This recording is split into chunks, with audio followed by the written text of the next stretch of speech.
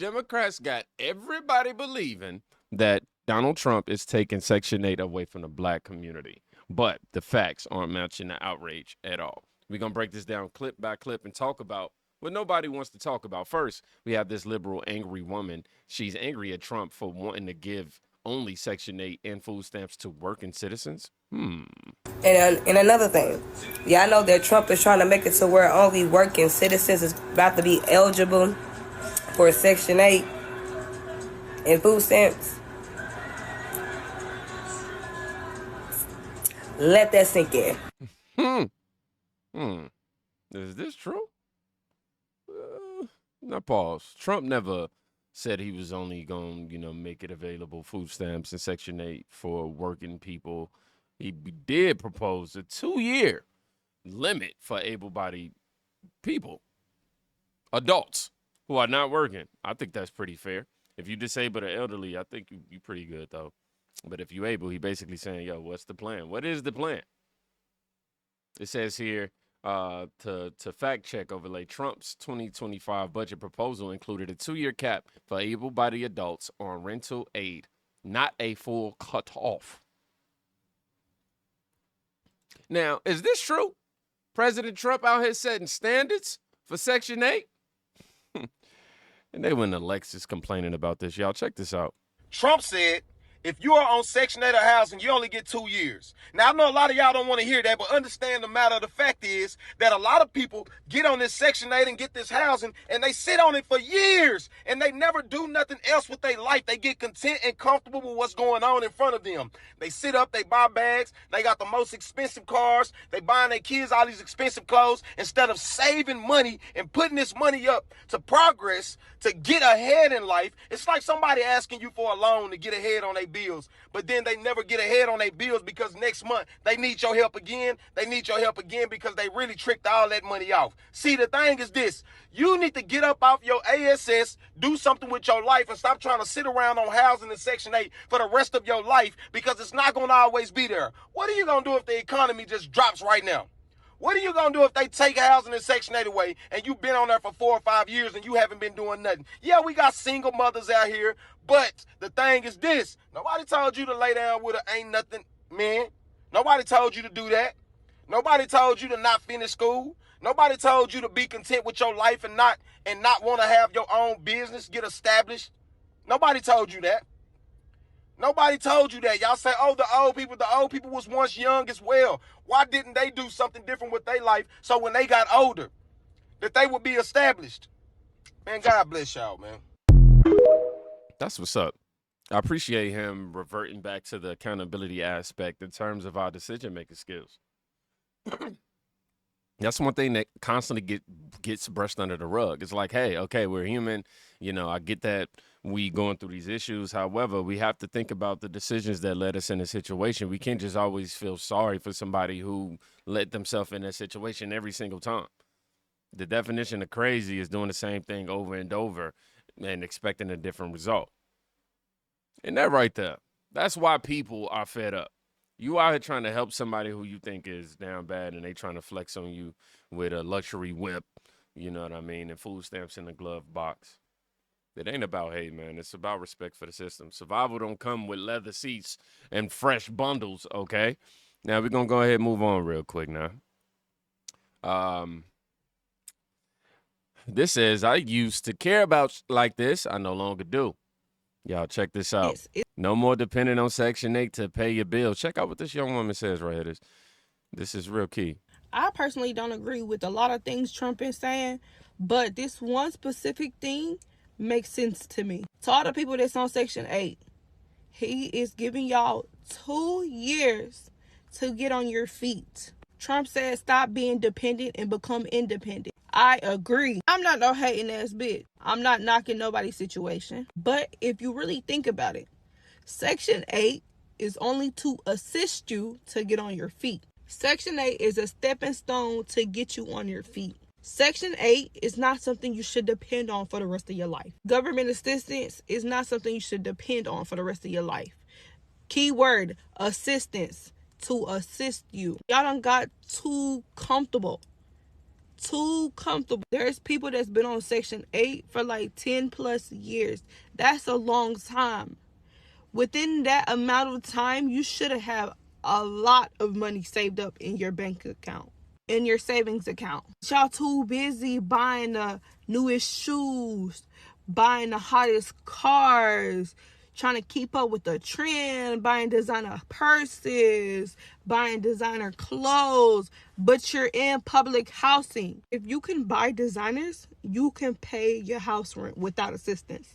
Let that sink in. If you can buy designers, you can pay your house rent without assistance. I mean, I get it. There's a lot of single mothers out here also that need those type of assistance. But if you just comfortably living off Section 8 and don't care, that's crazy to me. That's the reason why nobody else can get in, because y'all be on Section 8 for years. Y'all not thinking outside the box. Y'all being so dependent. Stop being so dependent and let's become independent.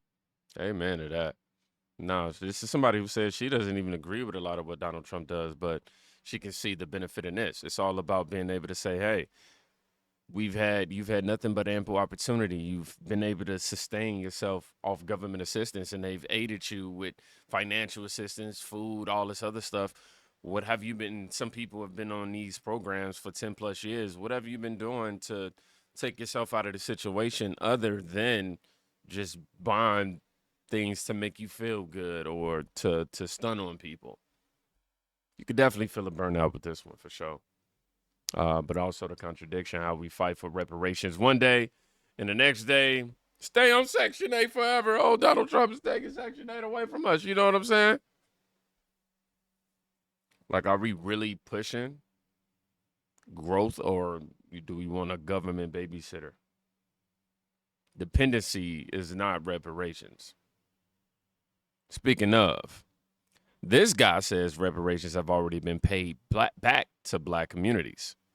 Yo, hear what he has to say. I'm going to put this one on the big screen.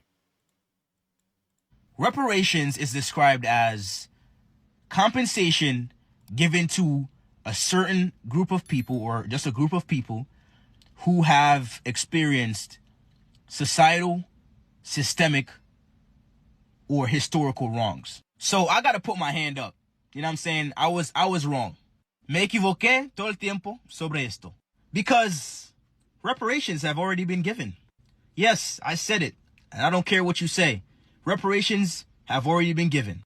Yes, folks, black people, we have already been given reparations. And don't worry, I'm not just going to leave you, empty-handed. I'm going to give you all the information.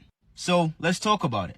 Because the truth is, there are still people in the black community that just like to deny and are still denying the fact that there are still in place government entitled programs that have heavily and significantly benefited black people. Yes, it has heavily and significantly helped us. Now, let's start with affirmative action. Are we going to deny that affirmative action has not been a thing for years now? White children were getting rejected acceptance into certain collegiate and university programs in favor of black people, black children, even though those black children may have or may not have had better grades, just because the school had certain laws in place and certain rules in place and they had to hit certain quotas. We're going to act like that didn't help us? Let's talk about Section 8. Now, I'm not going to deny the fact that Section 8 helps out Latinos, it helps out whites even, and it helps everybody out. People who are struggling. But who's struggling the most in America? According to you, man, it's black people. And the truth is, even though that program does not only benefit black people, but it benefits other people, this program is heavily, and I repeat, heavily dominated by blacks. We're just going to sit here and act like that's not helping us out? DEI. Another program, even though it was not aimed specifically at black people, definitely helped black people in a way. And for proof of this, let's call a spade a spade. Kamala Harris being able to be the vice president of the United States of America for 4 years under Joe Biden proves this. And also the fact that she was put in the position and given the chance to run against President Donald Trump for president for 2024 proves that DEI was in action, because she's black and she's a woman. We could talk about the Fair Housing Act. We could talk about HBCUs. And also, we could talk about food stamps. I know personally because I benefited from food stamps at one point in my life. And I am grateful for that. It definitely helped me out. It put food in my stomach and put food on my table so that I can eat and be healthy. I mean, I can go on and on and on. You know, there's a song by Reverend F.C. Barnes. God rest his soul, rest in peace. I know he's upstairs right now having a good time with the Lord. And the name of that song is "What More Do You Want Him to Do?" Whenever y'all get a chance, go listen to it. It's a pretty nice song. I'll be bumping to it sometimes. But for real, what more do y'all want America to do? How many more handouts? How many more handouts do you lot require? How many more is it gonna take? I really want to know. Even better question, because a lot of people like to ask for reparations, right? What's your amount? What's your amount? What's the sum of money that would be an amount that would suffice you, where you would say, yes, I finally got my reparations? Let me know. First of all, I'm not somebody who believes in the idea of reparations, but this guy says that reparations have already been paid back to the black community. Now, this dude is right. I don't agree with everything he said, like Kamala being black. No, but let's keep it real. DEI, HBCUs, affirmative action, Section 8, food stamps, all this government assistance have all been very helpful and beneficial. But, here's the question. Did it empower us or did it pacify us? And I like the challenge that he proposed. What number would it take to make us stop asking? What number would it really take? Because it's always more. It's always, I got this, you know what I'm saying? Then maybe, because if it's always more, then maybe it's not looking for justice. Maybe it's we're looking for comfort. Now, that comfort is what's also contributed to the dismantling of black families and relationships. The smart guy on how that happened. Black women, when Section 8 came, and the government since the plantation have been incentivizing the destruction of black families and black relationships. So when Section 8 came around, you had to, if you wanted to get that check, you can't have a man in the household, right? But when the white farmer's wife needed subsidy from the government, they didn't require the white farmer husband to leave the farm. The white husband stayed in the house. They got the subsidy from the government, and they got back on their feet.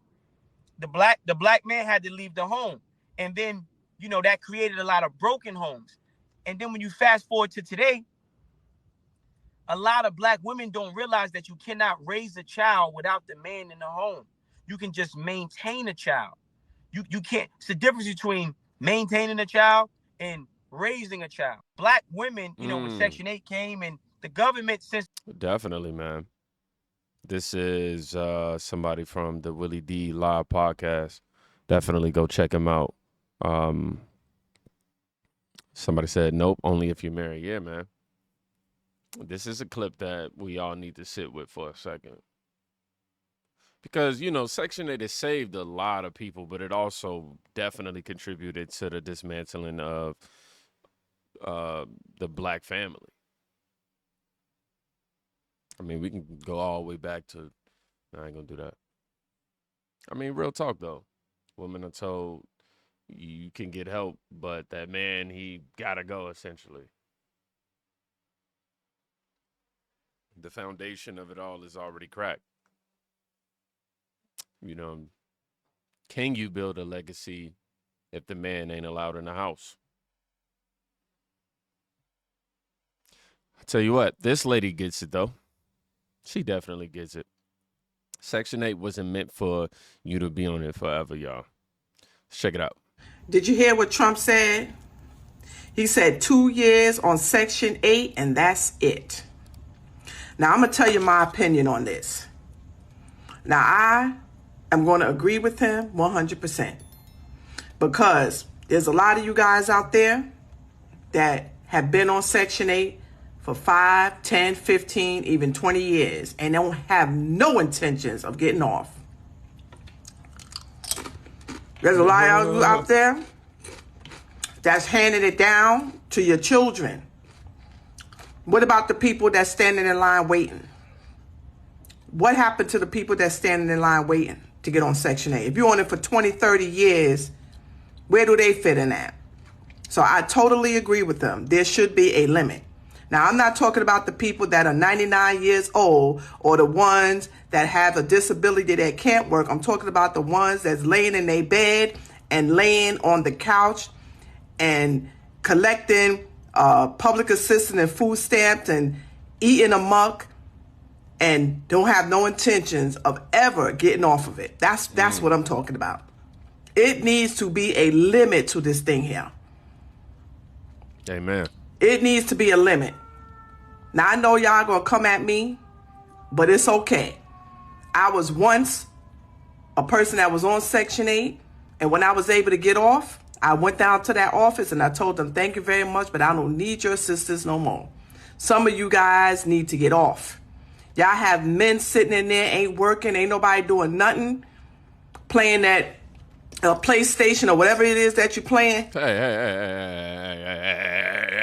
This is where I got to draw the line. Wait, hey. Who said anything about a game? What's wrong with us playing a game? I mean, adults have to design the game. They have to code it and all that. Why can't we play? No, I'm playing. Let me. And living like the high hog. 2 years is enough time for you to get yourself together. Some of you don't want to work. Some of you could work and don't want to work. Amen to that. And you're taking away from other people. Put in the comment section what you think about this.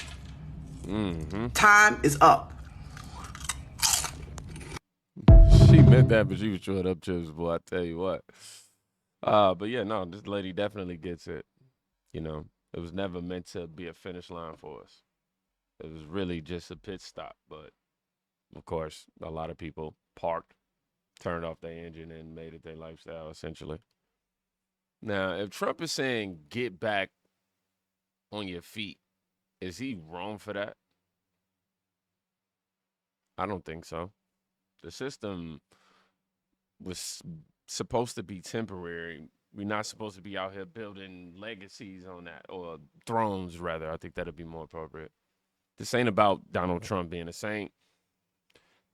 This is just us having to be honest about this whole Section 8 issue and what it is, and what it was supposed to do. It was supposed to help us bounce back. It was supposed to help us get a little leverage to get back up on our feet, not lock us in.